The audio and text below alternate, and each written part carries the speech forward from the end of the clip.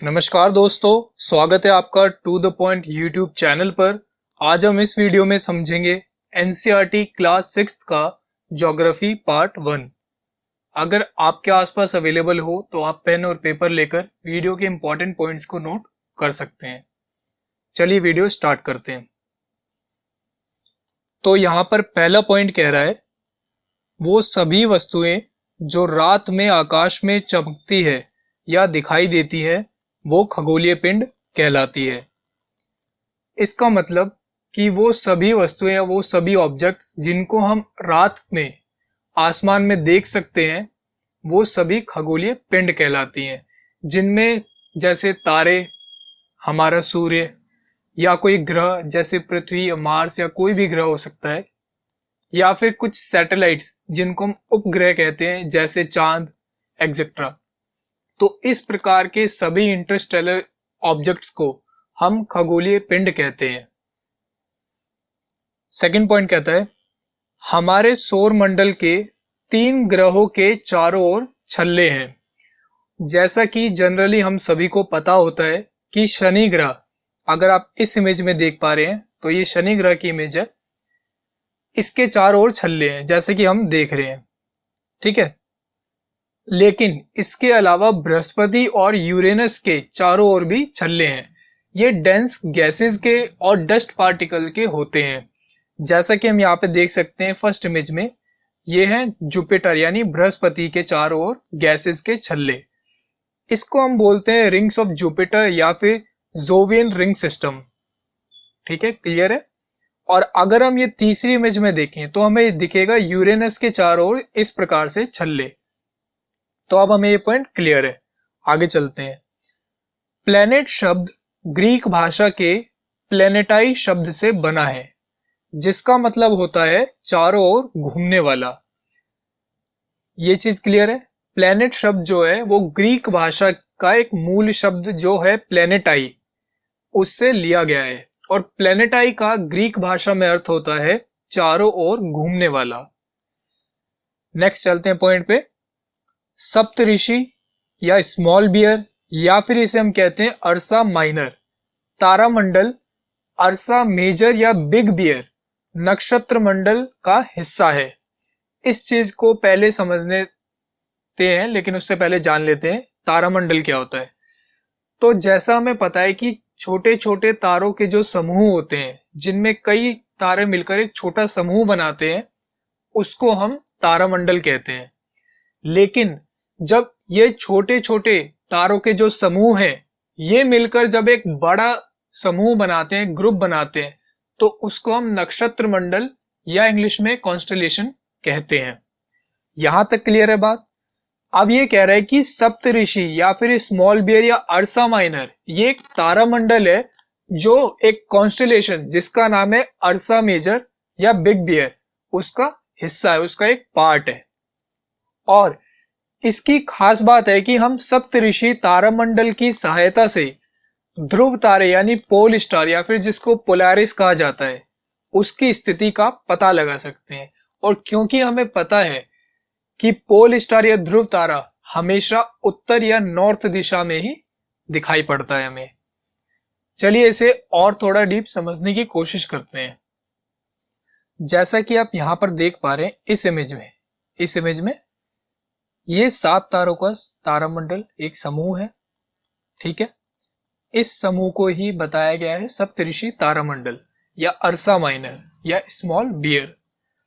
अगर हम अपनी आंखों को इस प्रकार रखेंगे और देखेंगे इस अर्सा माइनर तारामंडल या सप्तऋषि के आखिरी 2 तारों की सिधाई में यानी उसकी सीध में, तो हमको दिखेगा यहां पर ध्रुव तारा इन 3 चमकीले तारों के आगे, इस प्रकार से, ठीक है। तो इस तरीके से हम कभी भी रात में अपनी स्थिति का पता लगा सकते हैं कि किस दिशा में हम हैं या बढ़ रहे हैं। अब अगर आप ध्यान से देखें तो यही सप्तऋषि तारामंडल, अगर आप इधर देखें तो ये यहां पर आपको नजर आएगा। और ये तारामंडल जो हिस्सा है वो है अर्सा मेजर का, यानी कि ये जो पूरा का पूरा आपको दिख रहा है यहाँ पर तारामंडल, जहां पे आउटलाइन करा गया, इसके अंदर जितने भी तारे हैं, ये सभी तारे अर्सा मेजर कॉन्स्टलेशन बनाते हैं या अर्सा मेजर नक्षत्र मंडल बनाते हैं। और इसका जो दूसरा नाम है बिग बियर, वो इसकी भालूनुमा आकृति के कारण पड़ा है। तो अब हमें पता चल गया कि सप्तऋषि तारामंडल की सहायता से हम ध्रुव तारे की स्थिति का पता लगा सकते हैं ऐसे, ठीक है, आखिरी दो तारों की सिधाई में देखने पर, ठीक है। और सप्तऋषि तारामंडल जो है वो अर्सा मेजर या बिग बियर नक्षत्र मंडल या कॉन्स्टलेशन का एक हिस्सा है। यहां तक बात क्लियर है? चलिए आगे चलते हैं।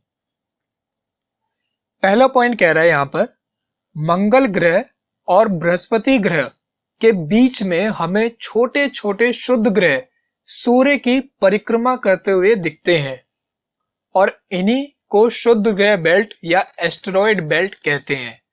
अब ये एस्टेरॉयड बेल्ट है क्या बेसिकली?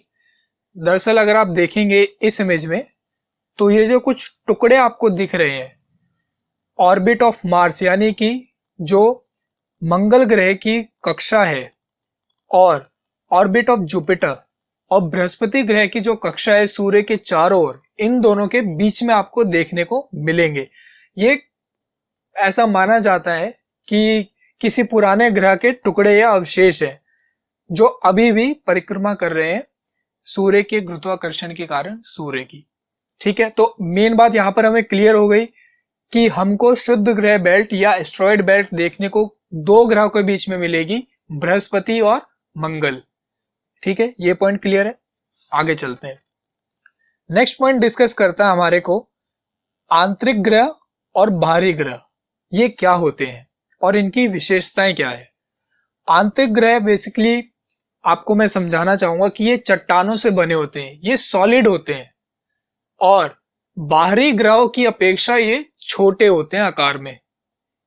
और आंतरिक ग्रह में आते हैं बुध, शुक्र, पृथ्वी और मंगल, ठीक है। इसके उल्टे जो बाहरी ग्रह होते हैं यानी कि आउटर प्लैनेट जो होते हैं वो गैसेस या हाईली कंडेंस्ड यानी कि बहुत ज्यादा सघन मात्रा में तरल पदार्थों से बने होते हैं। और जैसा हमने डिस्कस किया कि आंतरिक ग्रह छोटे होते हैं बाहरी ग्रह की तुलना में, तो ये बाहरी ग्रह होते हैं काफी विशाल होते हैं आकार में। इनमें आते हैं बृहस्पति, शनि, यूरेनस और नेपच्यून। जैसे कि आप इस इमेज में देख सकते हो, सूर्य से दूरी के मुताबिक यानी कि सूर्य से दूरी को बढ़ते हुए अगर क्रम में हम देखें तो पहले जो चार ग्रह हैं यानी कि बुध, शुक्र, पृथ्वी और मंगल, ये चारों ग्रह आंतरिक ग्रह कहलाते हैं और ये चारों के चारों ठोस है यानी चट्टानों से बने हुए हैं। जबकि जो बाहरी ग्रह हैं वो हैं बृहस्पति, शनि, यूरेनस और एंड में नेपच्यून, ठीक है। यहां तक क्लियर है। अब इनको हम लोग आसानी से कैसे याद रख सकते हैं कि कौन से ग्रह आंतरिक ग्रह और कौन से ग्रह बाहरी ग्रह, इसको हमें ट्रिक से समझते हैं जो एनसीईआरटी में ही दी गई है। तो जैसा कि आप यहां पर देख सकते हैं दो लाइंस लिखी गई हैं, my very educated mother just served us noodles. इस लाइन में जो भी शब्द यूज करे गए हैं उन सभी का जो पहला अक्षर है, पहला अक्षर जैसे कि यहां पर अगर आप देखोगे तो माई में जो एम पहला अक्षर है, वेरी में वी, इसी तरीके से एजुकेटेड में ई, फिर एम।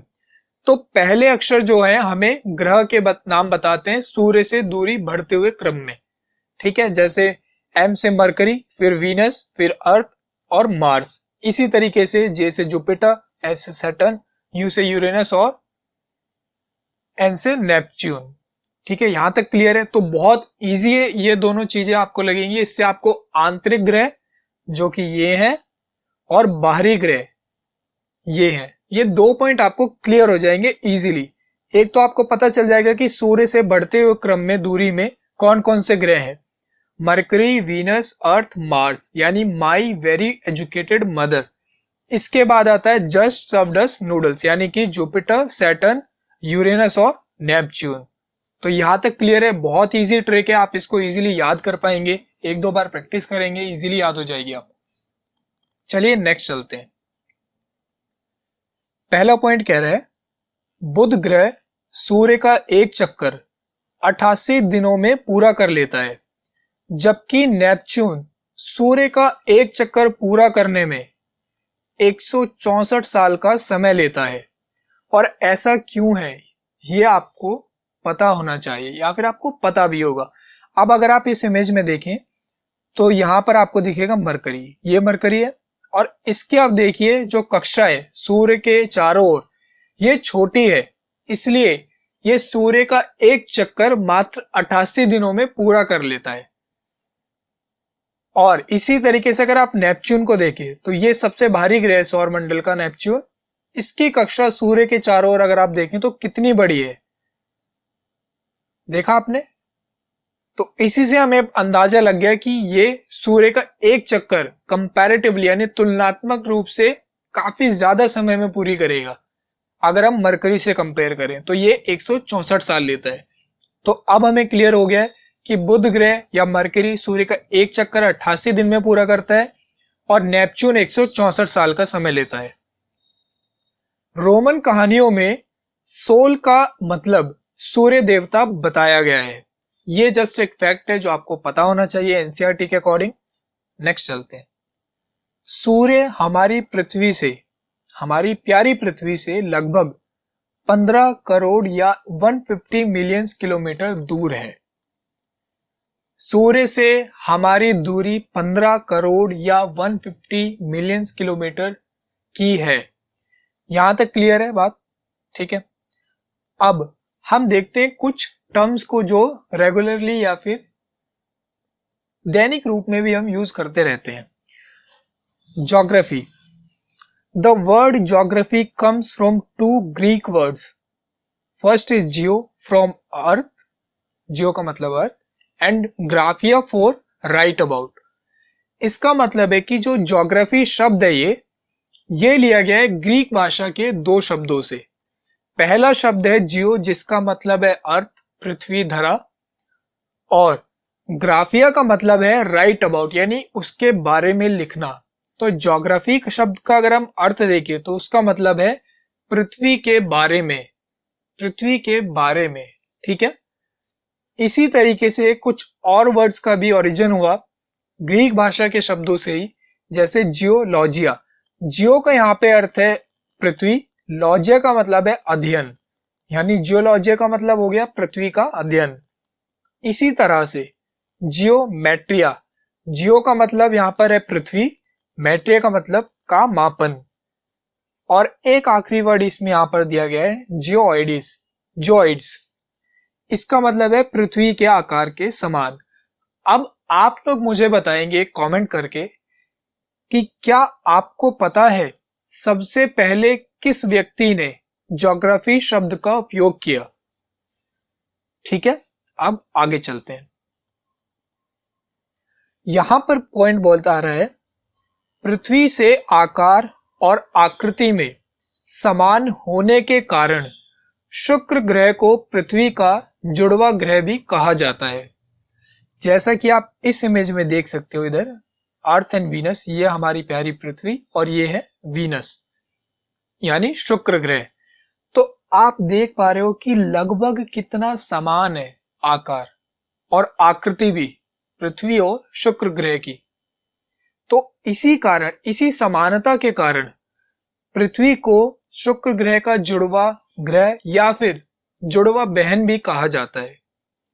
ठीक है, और यहां पर एक जानने वाला फैक्ट ये है आपके लिए कि शुक्र ग्रह हमारे सौर मंडल का सबसे गर्म ग्रह है। ठीक है, सेकंड पॉइंट पे चलते हैं। आकार में पृथ्वी सौर मंडल का 5वां सबसे बड़ा ग्रह है और सूर्य से दूरी के क्रम में तीसरा। अब अगर आपको याद हो तो हमने एक ट्रिक याद करी थी, सूर्य से दूरी के क्रम में तीसरा ग्रह, यानी कि जैसा हमने याद किया था माई वेरी एफिशिएंट। ठीक है, यहां तक तो याद हमें हो गया था। My very efficient mother just served us nuts, my very efficient mother just served us nuts या नूडल्स, आप जो कुछ भी अपने तरीके से भी आप कोई भी ट्रिक बना सकते हैं, बस आपको याद होना चाहिए। तो यहाँ पर तीसरा कौन सा ग्रह है? तीसरा ग्रह है पृथ्वी, अर्थ। ठीक है, तो यहां तक आपको बात क्लियर है। और यहाँ पर आपको एक और पॉइंट, मतलब कि एक जानने लायक चीज यही है कि आकार में पृथ्वी सौर मंडल का 5वां सबसे बड़ा ग्रह है और सबसे छोटा ग्रह सौर मंडल का बुध है यानी मरकरी, और सबसे बड़ा ग्रह सौर मंडल का बृहस्पति यानी जुपिटर। ये 3 पॉइंट आपको याद होने चाहिए, इजीली याद हो जाएंगे आपको। अगला पॉइंट कहता है पृथ्वी की सतह पर 2/3 भाग जल है। इसका मतलब कि अगर मैं कहूं कि ये 3 कॉइन मिलकर पृथ्वी का टोटल एरिया बता रहे हैं, तो ये मान लीजिए 3 कटोरियां हैं, ये 3 कटोरियां मिलकर पृथ्वी का कुल क्षेत्रफल हमें बता रही हैं कि ये तीनों मिलकर पृथ्वी बनाती हैं। तो इसमें से ये 2 कटोरियां पानी से भरी हुई हैं और सिर्फ एक कटोरी पर जगह खाली है यानी कि स्थल है यानी भूमि है। तो इस फिगर से आप इजीली समझ सकते हैं कि कितना विशाल भाग पृथ्वी पर जल का है। इसीलिए पृथ्वी को ब्लू प्लेनेट या फिर नीला ग्रह कहा जाता है। नेक्स्ट पॉइंट पे चलते हैं। प्रकाश की गति या speed of light is approximately 3 lakh kilometre पर सेकेंड। 3 लाख किलोमीटर प्रति सेकंड प्रकाश की लगभग गति होती है। ठीक है, चलिए आगे चलते हैं। ध्रुवों पर पृथ्वी थोड़ी चपटी होने के कारण इस आकृति को भू आब भी कहा जाता है। यानी कि जो पोल्स हैं, अगर आप पृथ्वी की आकृति देखेंगे असलियत में, यानी कि जो रियल जो शेप है वो कुछ इस प्रकार की है। सेकंड इमेज में अगर आप देख पा रहे हो तो यहां पर इस प्रकार की इमेज है। इस आकृति को बताते हैं हम ऑब्लेट स्फेरॉइड या फिर भू आब। यानी कि अगर आप देखो तो ये जो यहां पर पोल्स है, नॉर्थ पोल और इधर साउथ पोल, यहां पर थोड़ी चपटी है पृथ्वी। इसी कारण पृथ्वी पूर्णतः गोल नहीं है और इस चपटा होने की वजह से इसको भू आब भी कहा जाता है। नेक्स्ट पॉइंट कहता है सूर्य के प्रकाश को पृथ्वी पर आने में लगभग 8 मिनट का समय लगता है। 8 मिनट का लगभग समय लगता है। आप इसको इजीली कैलकुलेट भी कर सकते हो, जैसा हमने डिस्कस किया था अभी कि हमारी पृथ्वी और सूर्य की दूरी कितनी है, 15 लाख नहीं 15 करोड़ किलोमीटर या फिर 150 मिलियन किलोमीटर्स। ठीक है, और हमें पता है कि हम इसको इजीली डिवाइड कर सकते हैं 3 लाख से, तो हमें सेकंड्स में पता चल जाएगा कि कितने सेकंड्स में आ रही है पृथ्वी पर लाइट सूर्य से। ठीक है, आप इसको इजीली डिवाइड करके देख भी सकते हैं। मैं आपको छोटी सी कैलकुलेशन करके दिखा देता हूं। 50। ठीक है जी, अब अगर आप इसको डिवाइड करेंगे तो आपको इजीली मिल जाएगा 7.78 कुछ आएगा अप्रोक्सीमेटली इसका आंसर। तो वो आप देख सकते हैं इजीली, यहाँ पर आपको मिल जाएगा लगभग 8 मिनट के करीब ये आएगा। और यहाँ पर जानने वाली बात सिर्फ यही है कि सूर्य के प्रकाश को पृथ्वी पर आने में अप्रोक्सीमेटली 8 मिनट्स का समय लगता है। यहां तक बात क्लियर है। चलिए आगे चलते हैं। तो पहला पॉइंट यहां पर कह रहा है नील आर्मस्ट्रॉन्ग जो यूएसए के एस्ट्रोनॉट थे ने चांद पर 29 जुलाई 1969 को कदम रखा। ये मानव इतिहास का एक बहुत बड़ा कदम था स्पेस में ट्रैवल करने के हिसाब से या फिर खगोल विज्ञान में प्रगति के हिसाब से। तो आपको एक और फैक्ट मैं यहां पर बताना चाहूंगा कि क्या आप जानते हैं नील आर्मस्ट्रॉन्ग जिस स्पेसक्राफ्ट में चांद पर गए थे उसका नाम अपोलो 11 था। अब आपको ये भी थोड़ी जानकारी होनी चाहिए और हो सकता है आपको पता भी हो कि जो भी स्पेसशिप्स आकाश में अंतरिक्ष में जाते हैं उनको हम स्पेसक्राफ्ट या स्पेसशिप बोलते हैं, ना कि एरोप्लेन्स वगैरह। आपको पता होगा ये चीज। चलिए सेकंड पॉइंट की तरफ बढ़ते हैं। सूर्य के चारों ओर चक्कर लगाने वाले टुकड़ों को उल्का पिंड कहते हैं। यानी कि कुछ ऐसे हमारे सौरमंडल या उसके बाहरी कुछ ऐसे शुद्ध ग्रह या फिर आप मान लीजिए कुछ ऐसे ऑब्जेक्ट्स हैं, कुछ ऐसे टुकड़े हैं जिनको हम उल्का पिंड कहते हैं, वो सूर्य का चक्कर लगाते हैं एक पर्टिकुलर टाइम के बाद, यानी कि जैसे 133 साल बाद गुजरेगा, 144 साल बाद, 565 साल बाद, तो वो एक बहुत बड़ी परिधि में सूर्य का चक्कर लगा रहे होते हैं। यहां तक बात क्लियर है? और उन सभी टुकड़ों को हम उल्कापिंड कहते हैं। उपग्रह या इंग्लिश में जिसे हम सैटेलाइट बोलते हैं, खगोलीय पिंड कहलाते हैं। अब आपको यहां पर कंफ्यूज बिल्कुल नहीं होना है। सैटेलाइट का मतलब सिर्फ वो नहीं होता जो पृथ्वी के ऊपर हमने इंटरनेशनल स्पेस स्टेशन या फिर हम जो सैटेलाइट लॉन्च करते हैं, सिर्फ वो नहीं होता। सैटेलाइट एक टर्म है जो यूज करी गई है किसी भी ग्रह के चारों ओर घूमने वाले पिंडों के लिए, यानी कि ऑब्जेक्ट्स के लिए। इसमें चांद भी हो सकता है, ठीक है, जो कि एक प्राकृतिक उपग्रह है यानी कि नेचुरल सैटेलाइट है, या फिर इंटरनेशनल स्पेस स्टेशन या फिर इसरो का या फिर नासा का कोई भी स्पेशल सैटेलाइट भी हो सकता है, जिसको हम मानव निर्मित या फिर कृत्रिम सैटेलाइट भी कहते हैं। तो ये पॉइंट आपको क्लियर होना चाहिए कि सैटेलाइट एक टर्म है जो किसी भी ग्रह के चारों ओर घूमने वाले किसी पिंड के लिए उपयोग की जाती है। यहां तक आपको बात क्लियर है? बहुत बढ़िया, आगे चलते हैं। चांद और पृथ्वी की दूरी लगभग 3,84,400 किलोमीटर है। अप्रोक्सीमेटली आप इसे याद रख सकते हैं 3.84 लाख किलोमीटर। ठीक है, चलिए आगे चलते हैं। चांद अपने अक्ष पर और पृथ्वी के चारों ओर एक चक्कर लगभग 27 दिनों में पूरा करता है। यानी कि अगर मैं आपको एक छोटा सा फिगर बना के यहां पर दिखाऊं, मान लीजिए ये चांद है और ये हमारी प्यारी पृथ्वी, तो जो ये अपने अक्ष पर यानी कि अपने पोल्स पर एक चक्कर लगाएगा 27 दिन में, उतने ही दिन में ये पृथ्वी के चारों ओर भी घूम चुका होगा। समझ में आ रही बात? आप इसको इस तरीके से समझिए कि मान लीजिए पृथ्वी है, पृथ्वी अपने अक्ष पर एक चक्कर कितने टाइम में घूम जाती है? अक्ष पर बात हो रही है, यानी अपने पोल्स पर, तो वो 24 घंटे में घूम जाती है। जैसा हमें पता है एक दिन पूरा हो जाता है, लेकिन क्या पृथ्वी 24 घंटे में सूर्य के चारों ओर भी घूम जाती है? ऐसा नहीं है, वो लगभग 365 दिन में ही होता है। लेकिन चंद्रमा के साथ एक ऐसा फिनोमिना है कि वो अपने अक्ष पर भी 27 दिन में घूमता है और पृथ्वी के चारों ओर भी उसी 27 दिन में घूम जाता है। ठीक है, तो ये पॉइंट क्लियर है, इसमें कोई कंफ्यूजन नहीं है। बहुत बढ़िया, नेक्स्ट पॉइंट पे चलते हैं। पृथ्वी अपने अक्ष पर पश्चिम से पूर्व या वेस्ट टू ईस्ट घूमती है। ये काफी कंफ्यूजन वाला पॉइंट है, मेरे को भी इसमें कंफ्यूजन होती थी। मैं कोशिश करूंगा आपको ये समझा पाऊं एक फिगर के माध्यम से। चलिए देखते हैं। यहां पर आप देख पा रहे होंगे ये हमारी प्यारी पृथ्वी है।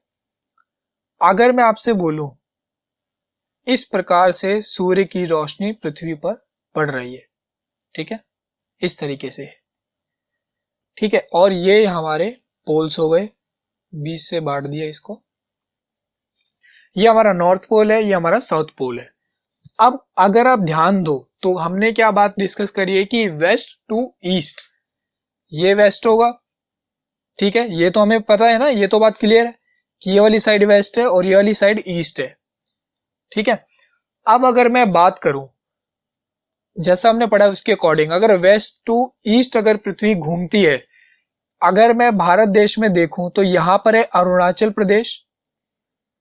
अरुणाचल प्रदेश में मतलब कि भारत के अंदर अरुणाचल प्रदेश में सबसे पहले सूर्योदय होता है। अगर हम पृथ्वी को इस डायरेक्शन में घुमाएंगे, इस डायरेक्शन में, समझ रहे हो, तो सबसे पहले सूर्योदय कहां पे हो जाएगा? आप खुद सोचो, जब ये वाला पार्ट जो यहां पर है गुजरात का, ये तो सबसे पहले इधर घूम के आएगा ना, समझ रहे हो, ये वाला पार्ट इधर घूम के आएगा सबसे पहले, तो यहां पर सूर्योदय हो जाएगा। लेकिन क्योंकि पृथ्वी वेस्ट टू ईस्ट रोटेट करती है, इसलिए अरुणाचल प्रदेश यानी कि हमारे प्यारे अरुणाचल प्रदेश में सबसे पहले सूर्योदय होगा। इससे हमें पता चल जाता है कि पृथ्वी वेस्ट टू ईस्ट रोटेट करती है। पहले यहाँ पर होगा सूर्योदय, उसके बाद इधर इधर इधर, इस प्रकार से। समझ में आए बात? जब यहां से इधर घूमेगी तभी तो इधर पहले सूर्योदय होगा, क्योंकि सूर्य तो अपनी जगह स्थिर है, वो नहीं रोटेट कर रहा, वो अपनी जगह स्थिर है, पृथ्वी रोटेट कर रही है। ठीक है, आशा करता हूं ये पॉइंट आपको समझ में आया होगा। आप इसको बैकवर्ड करके भी थोड़ा समझ सकते हैं। आप खुद से क्वेश्चन करेंगे, खुद से समझेंगे तो आपको जल्दी समझ में आएगा। चलिए आगे बढ़ते हैं। यहां पर कुछ आपको लाइंस दिख रही होंगी। ये जो लाइंस होती है, जितनी भी रेखाएं हैं, ये हमारे ग्लोब पर आपने देखा होगा स्कूल में भी, ये सब काल्पनिक रेखाएं होती है। यानी कि ऐसी कोई रेखा एक्चुअल में एग्जिस्ट नहीं करती है पृथ्वी के ऊपर।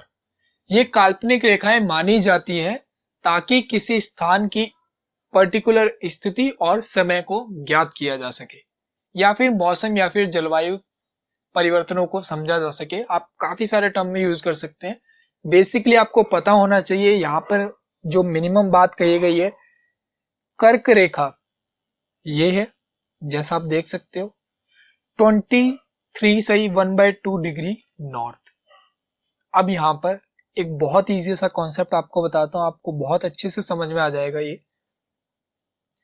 ये जो बीच में से लाइन बांटती है ना पृथ्वी को दो बराबर गोलों में, अर्धगोलों में, इसे बोलते हैं हम इक्वेटर या फिर भूमध्य रेखा। ठीक है, इसको हम 0 डिग्री भी बोलते हैं। ठीक है, अब काटने के बाद ऊपर वाला पार्ट जो बचा है वो हो गया हमारा नॉर्थ हेमिस्फीयर। ठीक है, नॉर्दर्न हेमिस्फीयर या फिर उत्तरी गोलार्ध। इसी प्रकार से जो नीचे वाला आधा गोला बचा वो हो गया हमारा दक्षिणी गोलार्ध। ठीक है, यहां तक बात क्लियर है? जो रेखा बीच में से पृथ्वी को काटती है और दो अर्धगोलों में बांटती है यहां पर, वो कहलाती है इक्वेटर या फिर भूमध्य रेखा। और बांटने के बाद ऊपर वाला हिस्सा यानी कि नॉर्थ पोल वाला हिस्सा जो है ये वाला, ये कहलाएगा नॉर्दर्न हेमिस्फीयर। इसी प्रकार से जो नीचे वाला हिस्सा है ये कहलाएगा दक्षिणी गोलार्ध या फिर सदर्न हेमिस्फीयर। यहां तक बात क्लियर है? कोई कंफ्यूजन नहीं है? 3 चीज आपको बताई है, नॉर्दर्न हेमिस्फीयर, सदर्न हेमिस्फीयर यानी कि उत्तरी गोलार्ध और दक्षिणी गोलार्ध, और भूमध्य रेखा या फिर इक्वेटर 0 डिग्री। ठीक है, अब इसी प्रकार से कुछ और रेखाएं बताई गई हैं। जैसे हमने यहां पर देखा था 23 सही 1/2 डिग्री नॉर्थ। अब नॉर्थ क्यों लिखा गया? नॉर्थ इसलिए लिखा गया क्योंकि ये यहां पर नॉर्थ हेमिस्फीयर में, ठीक है, उत्तरी गोलार्ध में है, इसलिए हमने यहां पर इसको नॉर्थ लिखा इधर। ठीक है, कर्क रेखा की डिग्री है 23 सही 1/2 डिग्री नॉर्थ। इसी प्रकार से उत्तर शीत कटिबंध रेखा का डिग्री है 66 सही 1/2 डिग्री नॉर्थ। और इजी इस प्रकार से हमारे लिए हो जाता है कि देखो, ऊपर वाले गोलार्ध में तो कर्क रेखा होती है, नीचे वाले में मकर रेखा। ठीक है, ट्रॉपिक ऑफ कैप्रिकॉर्न भी से बोलते हैं, जिसकी डिग्री है 23 से 1/2 डिग्री साउथ। बस नॉर्थ और साउथ का ही खेल है, यानी उत्तरी गोलार्ध और दक्षिणी गोलार्ध का ही आपको पता होना चाहिए। बाकी डिग्रियां इजीली याद हो जाती हैं, एक बार में आप इसे याद करेंगे तो बहुत अच्छे से आपको याद हो जाएंगी। कर्क रेखा उत्तरी हेमिस्फीयर में होती है, ठीक है, और मकर रेखा जो है दक्षिणी गोलार्ध में होती है, तो ये हमें इजीली याद हो जाएगा। इसी प्रकार से दक्षिणी शीत कटिबंध की डिग्री होती है 66 सही 1/2 डिग्री। और ये क्या डिग्रीज हैं, किस प्रकार से बदलती हैं, और इससे कैसे हम किसी स्थान की एग्जैक्ट लोकेशन का पता लगा सकते हैं, इसको हम आगे भी डिटेल में समझेंगे। फिलहाल आपको ये पता होना चाहिए जो मैंने आपको चीजें अभी बताई हैं। हमने डिस्कस कर लिया भूमध्य रेखा 0 डिग्री, कर्क रेखा 23 से 1/2 डिग्री नॉर्थ, क्योंकि नॉर्थ हेमिस्फीयर में है। इसी प्रकार से मकर रेखा 23 सही 1/2 डिग्री साउथ यानी कि सदर्न हेमिस्फीयर में। ठीक है, यहां तक चीज क्लियर है? बहुत अच्छे, आगे चलते हैं। अब दो टर्म्स हमारे पास बहुत ज्यादा यूज में आती हैं और जिनको लेके थोड़ी कंफ्यूजन भी होती है, लेकिन मैं आपको एक ऐसी ट्रिक बताऊंगा या फिर एक ऐसा आपको तरीका बताऊंगा जिससे आपको ये हमेशा के लिए याद रह जाएंगी। अगर आप यहां पर ध्यान से देखो तो ये लिखा है अक्षांश यानी कि लैटिट्यूड, ये लिखा है लॉन्गिट्यूड या फिर देशांतर। ठीक है, क्लियर है ये बात। अगर आपको याद रखना है इन्हें तो आप सिर्फ ये याद रखो कि यहां पर लिखा है लैटिट्यूड यानी कि लेटी हुई रेखाएं। हमारे ग्लोब पे जो भी ये इस प्रकार से लेटी हुई रेखाएं हैं इनको हम कहेंगे लैटिट्यूड। ठीक है, लेटी हुई रेखाएं मतलब लैटिट्यूड। हमेशा आपको ये याद रहेगा। मैंने भी इसी तरीके से इनको याद किया, मेरे को भी कंफ्यूजन होती थी, क्योंकि ये बहुत इजी अच्छा तरीका है इनको याद करने का, तो आप भी इसको आजमा सकते हैं। ठीक है, यहां तक आपको क्लियर है। अक्षांश या फिर लैटिट्यूड यानी कि ग्लोब पर लेटी हुई रेखाएं। लेटी हुई रेखाएं कौन सी है? ये वाली। इसी प्रकार से जो ऊपर से ये वाली रेखा आ रही है इसको हम कहते हैं लॉन्गिट्यूड या फिर देशांतर। और जब आपको एक रेखा याद हो जाएगी कि हमें पता चल गया भाई लेटी हुई रेखाओं को हम लैटिट्यूड या फिर अक्षांश कहते हैं, तो इसका मतलब जो भी ऊपर से रेखाएं आ रही हैं ये वाली, इनको हम बोलेंगे देशांतर या फिर लॉन्गिट्यूड। अब ये दोनों आपको इजीली याद हो जाएंगे बहुत अच्छे से। आप सिर्फ इस ट्रिक को याद रखना, लैटिट्यूड का मतलब ग्लोब पर लेटी हुई रेखाएं। ठीक है, बहुत बढ़िया। अब अगर आप यहां पर देखो सेकंड इमेज में,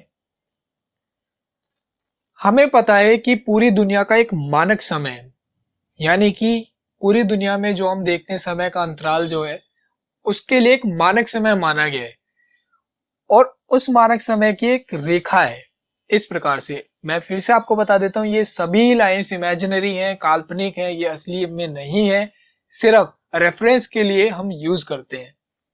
तो इसी प्रकार से नॉर्थ पोल से होती हुई साउथ पोल तक जाती है एक रेखा, इसको हम कहते हैं प्राइम मेरिडियन या फिर मानक समय रेखा।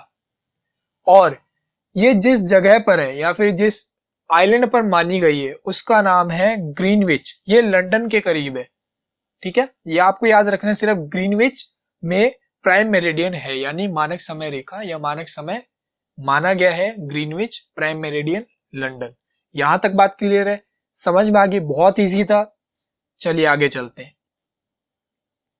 अब हम समझेंगे कि लैटिट्यूड या फिर अक्षांश किसे कहते हैं और हम इतना कंफ्यूज क्यों रहते हैं। ये सारी कंफ्यूजन आपकी दूर हो जाएगी।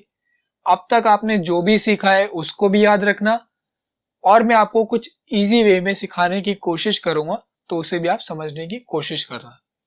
ठीक है, हम एक एक पॉइंट लेकर के इसको समझेंगे।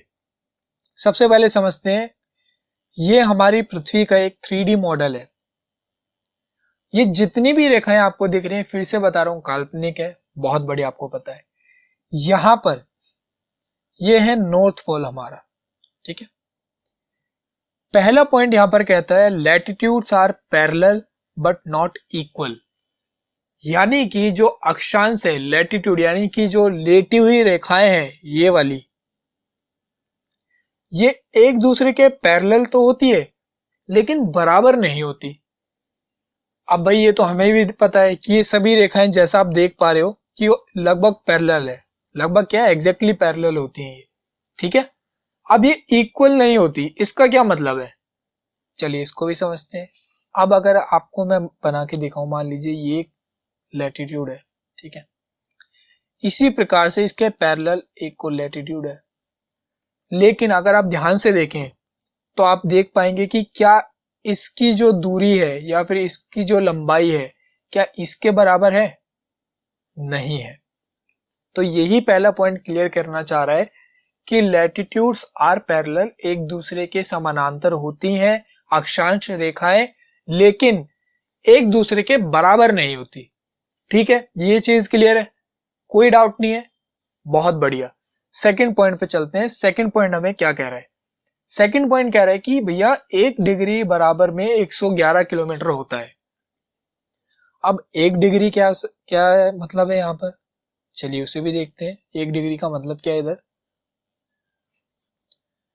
अब अगर आप यहाँ पर देख पा रहे हो तो सारी चीजें भूल जाओ, यहाँ पे जो लिखा हुआ है लॉन्गिट्यूड वगैरह, हमें सिर्फ लैटिट्यूड भी ध्यान देना है। अगर ये पृथ्वी का सेंटर जो है, ये जो है सेंटर ऑफ अर्थ, यहां से अगर मैं इस तरफ को 1 डिग्री के कोण पर एक एंगल बनाता हूं, तो यहां पर सरफेस पे आप देख रहे हो, इधर सरफेस पे इधर ये 1 डिग्री का एंगल है, ठीक है। और ये जो सरफेस पे जो दूरी होगी ना, यानी कि यहां पर जो दूरी मिलेगी आपको 1 डिग्री के सरफेस पे, वो होगी 111 किलोमीटर की। क्लियर हुआ पॉइंट? दोबारा मैं आपको बताता हूं। मान लीजिए ये सेंटर ऑफ अर्थ है, ठीक है, यहां पर क्लियर ये चीज यहां तक समझ में आया। अब मैं यहां से बनाता हूं सेंटर ऑफ अर्थ से 1 डिग्री का एंगल ऐसे, तो यहां पर इस तरफ सरफेस पे जब ये आएगी दोनों रेखाएं, एक तो ये वाली और एक ये वाली, तो इन दोनों के बीच में सरफेस पे जो दूरी होगी इधर, वो होगी 111 किलोमीटर की, ठीक है। यहां पर बात क्लियर है। और अगर आप इसको करके देखना चाहो तो इजीली आप कर भी सकते हो एक और एग्जांपल के साथ, कि अगर मान लीजिए आपने यहाँ पर 5 डिग्री का एक कोण बनाया, अब आपको पता लगाना है कि भैया ये पॉइंट ए है, ये पॉइंट बी है, इन दोनों के बीच में दूरी कितनी है। तो आप क्या करोगे, 111 किलोमीटर हमें पता है 1 डिग्री में दूरी होती है सरफेस पे, तो 5 में कितनी होगी, 555 किलोमीटर, ठीक है। ये पॉइंट क्लियर है। ये पॉइंट क्लियर है सेकंड पॉइंट की 1 डिग्री बराबर में 111 किलोमीटर लैटिट्यूड के अकॉर्डिंग होती है, ठीक है। चलिए बहुत बढ़िया, नेक्स्ट पे चलते हैं। नेक्स्ट पॉइंट क्या कहता है हमें, 90 degrees is equal to 90 lines. अब ये क्या कहना चाह रहा है कि लैटिट्यूड में लेटी हुई रेखाओं में 90 डिग्रीज बराबर में 90 लाइन्स होती हैं। अब अगर आप ध्यान से देखो तो मैंने आपको बताया था, मान लीजिए ये सेंटर ऑफ अर्थ है, यहां से मैंने बताई 1 डिग्री की लाइन, फिर 2 3 4 5 6, इस प्रकार से करके मैं यहां तक आ गया 90 डिग्री तक। अब अगर आप इमेज में देखो, मैं आपको इमेज के थ्रू समझाने की कोशिश करता हूं। इमेज में मान लो यहां पर आया 1 2 3 ऐसे करके 90 यहां तक आ गया, तो ये जो 1 डिग्री बना भैया, यहां पर भी तो ये लेटी हुई लाइन बनेगी पूरे ग्लोब पर, इसी प्रकार से 2 डिग्री पर बनेगी, ऐसे ही 3 डिग्री पर बनेगी, 4 डिग्री पर, ऐसे ऐसे करते करते ये 90 डिग्री इधर क्लोज हो जाएगी। तो अब आपको समझ में आया, 1 डिग्री पर एक लाइन बन रही है लैटिट्यूड में, ठीक है, समझ में आई ना बात ये। तो 1 डिग्री में अगर एक लाइन बन रही है तो 90 डिग्रीज में 90 लाइंस बनेंगी, ठीक है। ये वाला पॉइंट क्लियर है, बहुत बढ़िया। चलिए अब हम नेक्स्ट पॉइंट को समझने की कोशिश करते हैं, यहां पर क्या कह रहा है। नेक्स्ट पॉइंट कह रहा है कि टोटल लाइंस लैटिट्यूड की होती है 181। ये क्या बात हुई, अभी आपने बताया 90 डिग्री इक्वल टू 90 लाइंस। चलिए हम समझते हैं क्या कहना चाह रहा है। अब देखो ये इक्वेटर है, इसने हमारी प्यारी पृथ्वी को 2 भागों में बांट दिया इक्वल। ये हो गया हमारा नॉर्दर्न हेमिस्फीयर या फिर उत्तरी गोलार्ध, ये हो गया हमारा सदर्न हेमिस्फीयर या फिर दक्षिणी गोलार्ध, ठीक है। अब अगर 1 डिग्री में यहां से बनाता हूं सेंटर ऑफ अर्थ से, तो 1 लैटिट्यूड बनता है, 2 डिग्री पे देखता हूं तो 2 लैटिट्यूड, 3, इस प्रकार से नॉर्दर्न हेमिस्फीयर में कितने बने, 90 डिग्री बराबर में 90 लाइंस, ठीक है। हमें ये पढ़ा था और हमें अब समझ में भी आ गया है। लेकिन अगर मैं इसी प्रकार से यहां पर भी बनाऊं 1 डिग्री का कोण, क्योंकि सदर्न हेमिस्फीयर में थोड़ी ना बने अभी लैटिट्यूड, ऐसे ही यहां पर भी 90 लाइंस बराबर में 90 डिग्री बराबर में 90 लाइंस हो जाएगा। यानी कि उत्तरी गोलार्ध और दक्षिणी गोलार्ध दोनों में 90-90 मिलकर के टोटल 180 लाइंस बनाती है। तो टोटल कितनी लाइंस हो गई लैटिट्यूड्स की, 180। लेकिन यहां पर तो दिया गया 181, इसका मतलब क्या है, चलो इसे भी समझ लेते हैं।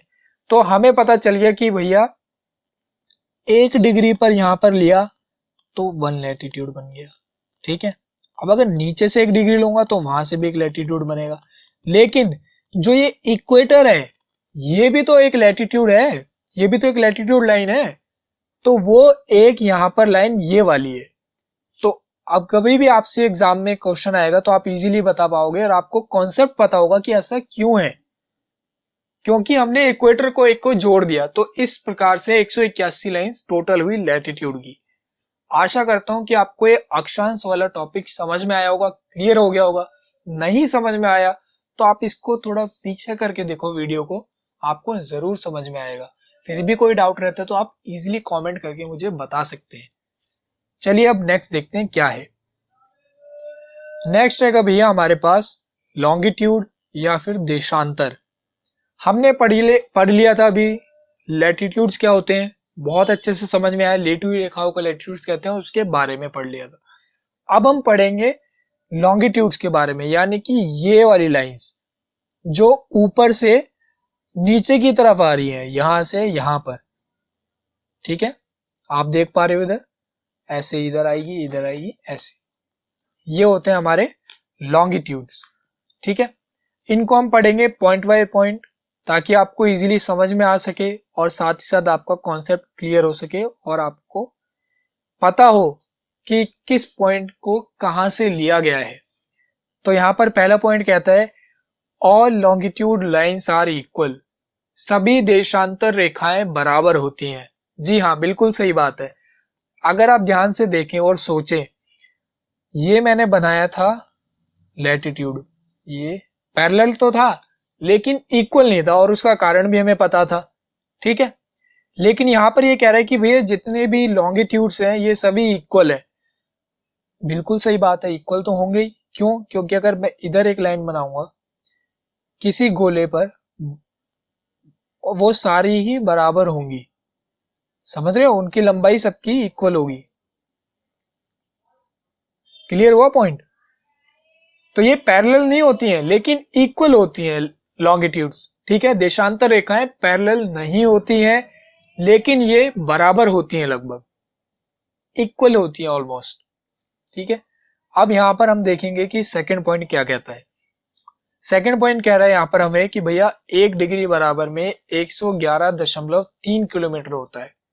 हमें पता लग गया कि हम किस प्रकार से डिग्रीज बनाते हैं और लाइंस बनाते हैं हमारे ग्लोब पर। ये बनती है सेंटर ऑफ अर्थ से। हमने लैटिट्यूड पढ़ लिया, अब हम पढ़ेंगे लॉन्गिट्यूड्स। मान लीजिए ये सेंटर ऑफ अर्थ है, यहां से मैंने 1 डिग्री पे एक लाइन बनाई। ठीक है, 1 डिग्री पे लाइन बनाई तो वो 1 डिग्री पे लाइन आएगी ऐसे, इसको टच करती हुई। ठीक है, अगर मैं 2 डिग्री पे बनाऊंगा तो वो लाइन आएगी इस पॉइंट को टच करते हुए यहां पर। ठीक है, इधर टच करेगी। इसी प्रकार से अगर मैं 3 डिग्री पे बनाऊं तो यहां से लाइन आएगी इसको टच करती हुई। तो ये जो यहां पर सरफेस पर इन 1 डिग्री और 2 डिग्री इसके बीच का जो अंतर होगा ये होगा 111.3 किलोमीटर लगभग। ठीक है, क्लियर हुआ? अब आपको ये इजीली समझ में आ रहा होगा क्योंकि हमने लैटिट्यूड्स में कोण बनाना और कोण से दूरी निकालना, एंगल्स के थ्रू दूरी निकालना सीख लिया और समझ लिया है। इसको और थोड़ी आसानी से मैं आपको दोबारा से समझा देता हूं।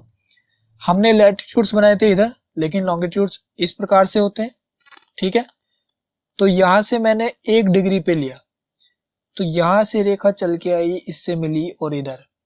अगर मैं 2 डिग्री पे बनाऊं सेंटर ऑफ अर्थ से तो ये एक रेखा आएगी ऐसे। समझ में आया? लॉन्गिट्यूड या देशांतर रेखाओं में 1 डिग्री बराबर में 111.3 किलोमीटर का होता है। दूरी 111.3 किलोमीटर की होती है। अगर आप यहां पर देखो, मान लो कि ये है और एक ये है पॉइंट, तो इन दोनों के बीच की जो दूरी होगी वो उतनी ही होगी जितना कि इनका एंगल के बीच में होगा। समझ में आ गया? मान लीजिए 5 डिग्री एंगल का डिफरेंस है। ठीक है, तो हमारी दूरी कितनी हो जाएगी? 111.3 गुणा 5। ठीक है, यहां तक चीज क्लियर है? बहुत अच्छे से आपको समझ में आएगी जब आप इसको खुद करके देखोगे। एक बार इसको खुद करके देखो, सवाल पूछो, उससे आपको जल्दी क्लियर होगा, आसानी से क्लियर होगा, कॉन्सेप्ट आपका मजबूत रहेगा।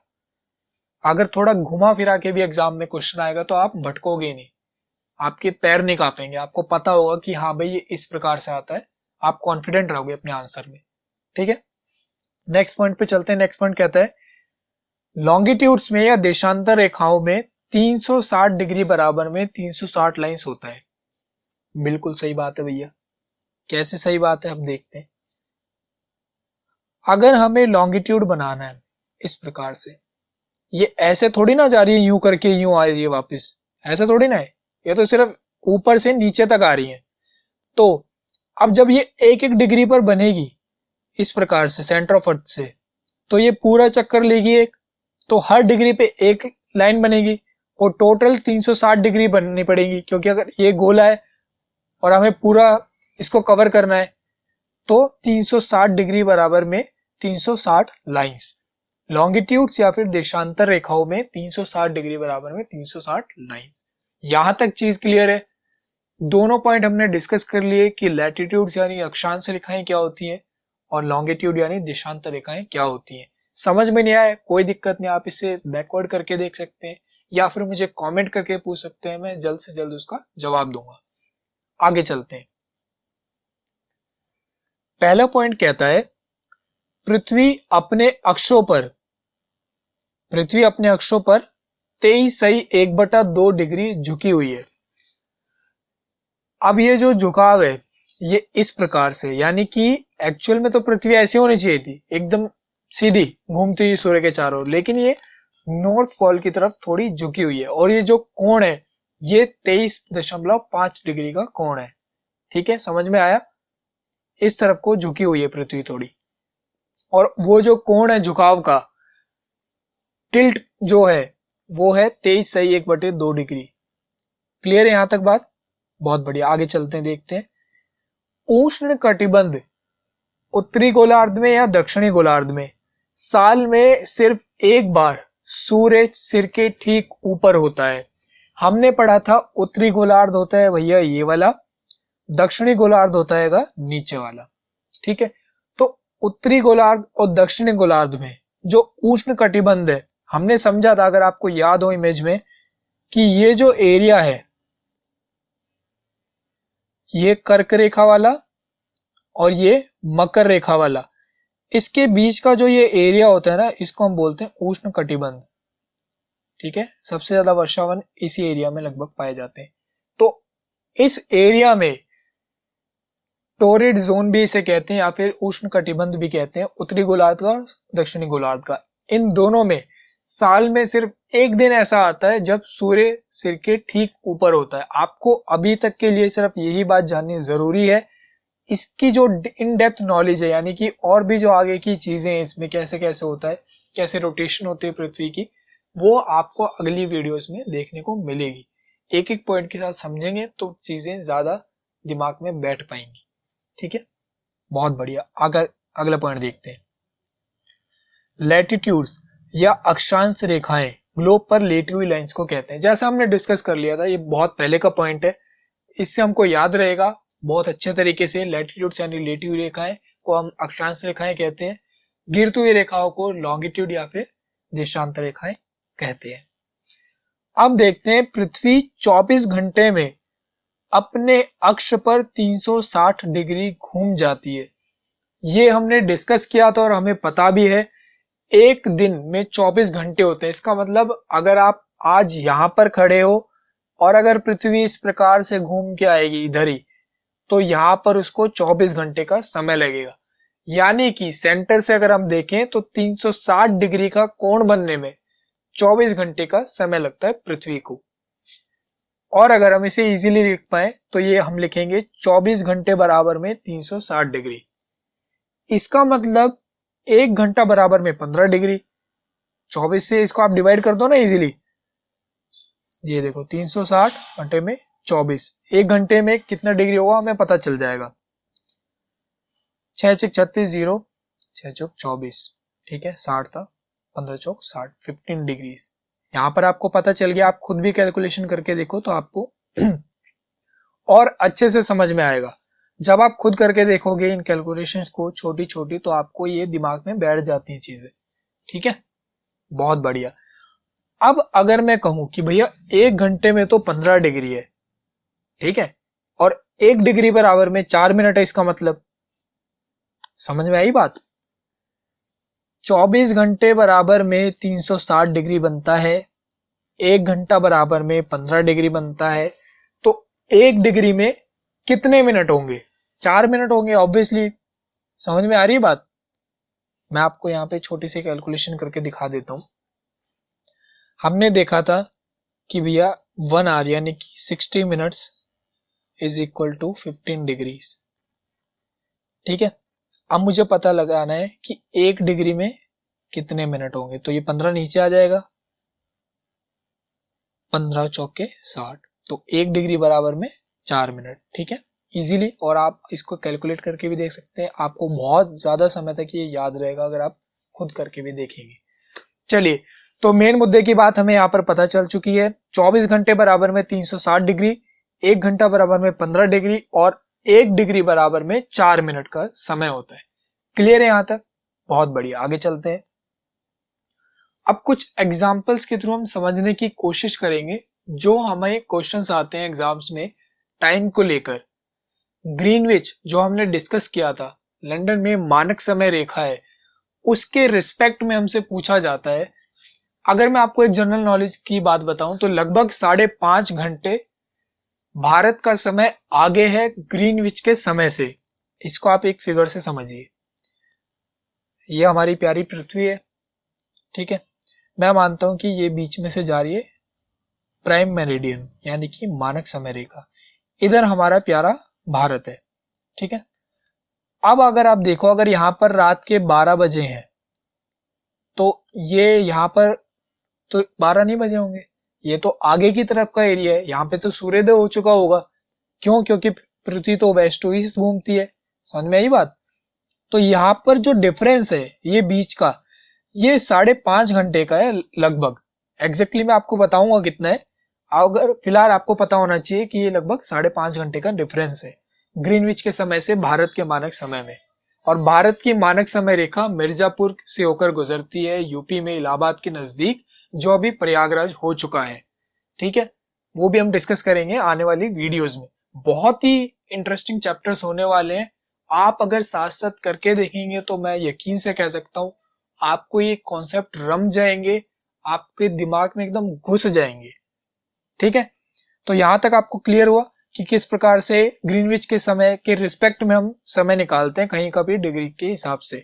एक एग्जाम्पल से हम इसको करके समझेंगे। यहां पर एग्जाम्पल कह रहे हैं कि if it is 12 midnight in the Greenwich then what is the time at 15 degree east. यदि ग्रीनविच में अभी मध्य रात्रि के 12 बजे हैं तो 15 डिग्री ईस्ट पर इस समय कितने बजे होंगे, या फिर समय क्या है। हमें पता है प्राइम मेरिडियन 2 भागों में बांटेगी, एक तो ईस्टर्न हेमिस्फेयर और एक वेस्टर्न। ठीक है, हमें पता था ये जो इक्वेटर है ये नॉर्दर्न हेमिस्फेयर में बांटता है और नीचे वाले पार्ट को हम सदर्न हेमिस्फेयर या फिर दक्षिणी गोलार्ध कहते हैं। समझ में आई? इतनी बात क्लियर है।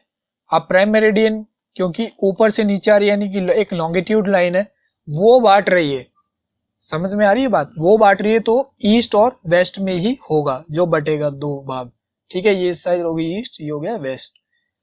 अब ये कह रहा है कि यहां से 15 डिग्री ईस्ट, मान लीजिए यहां पर कोई 15 डिग्री ईस्ट पर टापू है। ठीक है, अब ये वहां का समय पूछ रहे हैं कि भैया यहाँ पे तो रात के 12 बजे हैं, ठीक है, और यहां पर आपको बताना है कि इधर कितना समय है। ये यहां का डिफरेंस है 15 डिग्री लॉन्गिट्यूड का। यहां तक बात क्लियर है? समझ में आ गया फिगर जो हमने बनाया था? अब इसको थोड़ा कैलकुलेट करके देखते हैं कैसे आंसर आएगा। हमें पता है कि भैया 1 डिग्री में कितने मिनट होते हैं, कितने मिनट होते हैं अभी हमने डिस्कस किया, 4 मिनट होते हैं। या फिर आप कैलकुलेट भी करना चाहो, वैसे आप याद रख लोगे मुझे पता है, लेकिन अगर आप कैलकुलेट करना चाहो और इजी तरीके से तो आप दोबारा से करके देख सकते हो कि भैया 24 घंटे में 360 डिग्री पृथ्वी घूम जाती है। ठीक है, यहां तक चीज क्लियर है? तो 1 घंटे में यानी कि 60 मिनट में कितना होगा, कितने डिग्री घूमेगी, यानी कि 360 बटे में 24, इसको हमने कैलकुलेट करके निकाला था 15, ठीक है। 60 मिनट में 15 डिग्री पृथ्वी घूम जाती है। यहां तक क्लियर है। अब अगर आप देखो तो ये 15 डिग्री यहां पर आ रहा है, यानी कि 15 डिग्री बराबर में 60 मिनट। ये तो अब हमें पता चल गया कि भैया 15 डिग्री बराबर में 60 मिनट है, यानी कि जो समय है उसमें 60 मिनट का अंतर होगा, एक तो ग्रीनविच के समय में और उस टापू के समय में, ठीक है।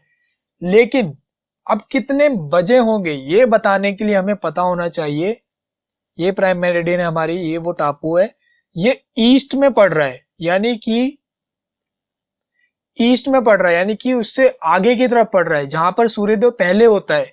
तो 1 घंटा आगे समय चलता है ईस्ट में हमेशा, याद रखना। 15 डिग्री ईस्ट और यहाँ पर वेस्ट जरूर दिया होगा, क्योंकि उसी से पता चलेगा कि ग्रीनविच के रिस्पेक्ट में हमें आगे का समय बताना है या पीछे का समय बताना है, स्थान का। अब क्योंकि ये ईस्ट में बोल रहा है तो यहीं पे 15 डिग्री ईस्ट होगा, और हमें पता चल गया कि भैया 15 डिग्री ईस्ट का मतलब 60 मिनट। तो अगर इधर 12 बजे हैं ग्रीनविच में, तो इस टापू पे बजेंगे 60 मिनट बाद का समय, यानी कि रात का 1 बजा होगा यहां पर, ठीक है। यहां तक पॉइंट क्लियर है। बहुत इजी था ये, और आप खुद से करके देख रहे हो मुझे पता है साथ साथ, तो आपको पता लग रहा होगा कि हम कितनी आसानी से इन क्वेश्चंस को कर सकते हैं। सिर्फ आपको पता होना चाहिए 2 वैल्यूज जो अभी हमने निकाली थी, या एक वैल्यू भी पता हो तो भी काम चल जाएगा। 24 घंटे बराबर में 360 डिग्री, ठीक है, बहुत बढ़िया। अब हम कुछ देखते हैं ऐसे क्वेश्चंस जो आप कमेंट करके मुझे बताएंगे। एक तरीके से होमवर्क क्वेश्चंस हैं, या फिर आप इनको प्रैक्टिस क्वेश्चंस में मान सकते हो, ठीक है। तो ये रहे आपके वो 2 क्वेश्चंस जो आपको खुद से करने हैं, खुद से बनाने हैं, खुद से लगाने हैं, और आप इनका आंसर कमेंट में दीजिए ताकि आपकी तैयारी पुख्ता हो। यहां पर देखिए, if it is 2 PM in the Greenwich, then what is the time at 60 degree west. याद रखना ये डिफरेंस को ईस्ट और वेस्ट के करके देखोगे बहुत इजीली समझ में आ जाएगा। फिगर बना के देखो, यदि ग्रीनविच में अभी दोपहर के 2 बजे हैं, तो 60 डिग्री वेस्ट पर या 60 डिग्री पश्चिम में क्या समय हो रहा होगा। दूसरा क्वेश्चन है, if it is 6 AM in the Greenwich, then what is the time at 30 degree east, ठीक है। यानी कि यदि अभी ग्रीनविच में सुबह के 6 बजे हैं, तो 30 डिग्री पूर्व में इस समय क्या समय हो रहा होगा। ये 2 क्वेश्चन हैं जो आपको करने हैं। अंत में एक मोटिवेशनल कोट की तरफ लेके चलता हूं आपको। आशा करता हूं कि आपको मेरे द्वारा समझाई गई बातें, ये टॉपिक समझ में आए होंगे। अगर मैं कोई टॉपिक या पॉइंट समझाने में सफल नहीं रहा तो तहे दिल से माफी चाहूंगा। उसके लिए आप इजीली मुझे कमेंट करके बता सकते हैं, और मैं आपको वो डाउट जरूर सॉल्व करने की जल्द से जल्द कोशिश करूंगा। वीडियो अच्छी लगी हो तो आप इसको लाइक करें, सब्सक्राइब करें चैनल को, ताकि आपको ऐसी ही इंफॉर्मेटिव और कॉन्सेप्चुअल वीडियोस मिलती रहें टाइम टू टाइम। और बेल आइकॉन को जरूर प्रेस करें और कमेंट करना ना भूलें। तो चलिए एक मोटिवेशनल कोट की ओर चलते हैं। स्वामी श्री विवेकानंद ने कहा था, उठो, जागो और तब तक मत रुको जब तक आपको लक्ष्य या मंजिल प्राप्त ना हो जाए। मंजिल आपके हिसाब से अलग हो सकती है, मेरे हिसाब से अलग हो सकती है। मिलता हूं आपसे अगली वीडियो में, तब तक के लिए बहुत बहुत धन्यवाद।